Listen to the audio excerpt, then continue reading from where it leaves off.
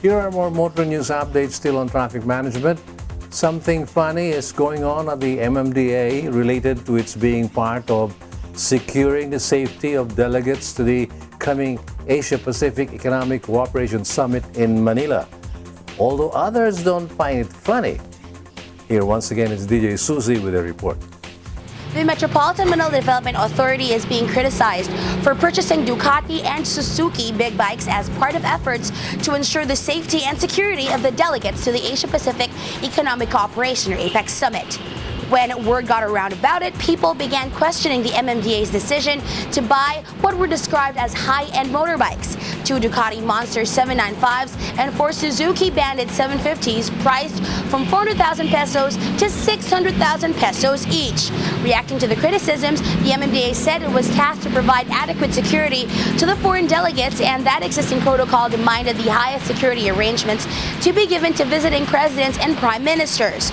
It added that this was pursuant to existing international laws, which entailed the receiving of visiting heads of state with respect and dignity. Land motorcycles was not for show, but out of necessity. It said that APEC's minimum requirement was to have at least 400cc motorcycles for patrol. The MMDA said it then decided to buy 600cc motorcycles, and it assured the public that the purchase of 6 high-end big bikes was duly approved by the APEC National Organizing Committee and underwent thorough funding and accounting scrutiny.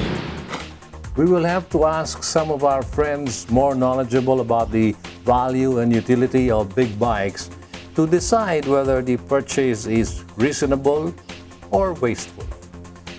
Continuing, this month several groups will be separately taking over the maintenance of various facilities, equipment, rolling stock and systems of the Metro Rail Transit 3, which heretofore were all maintained by one service provider. Here again is Zara Hernandez with the details. Over the past few months, we've heard of horror stories from regular users of the Metro Rail Transit 3, derailments, coaches stalling in between stations, service interruptions, diminishing number of trains in service, all blamed on the failure of the maintenance contractor.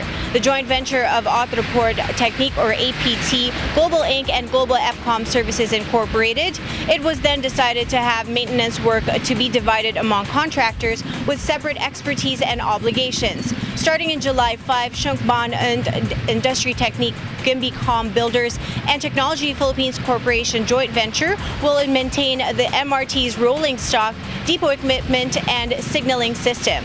MRail Incorporated, a subsidiary of Manila Electric Company, or Meralco, will maintain the MRT3's power supply and overhead catenary systems. The joint venture of Jorgman, Corel, Aaron, Marty will handle general maintenance of the MRT3's tracks and permanent ways. Global EPCOM Services Incorporated will maintain the MRT3 stations, depot, and infrastructure's facilities. Trialing Technologies Incorporated will upgrade the MRT3's communication system. Future Logic Corporation will maintain the automated fare collection system. And explaining this move to divide maintenance work under separate providers, the Department of Transportation and Communications said the subcontractors were engaged directly under a multidisciplinary approach to increase the efficiency of work per component until the long-term maintenance provider is procured. There is a saying that too many cooks spoil the broth. Here's hoping this isn't true for the MRT3 maintenance, for the sake of its riders.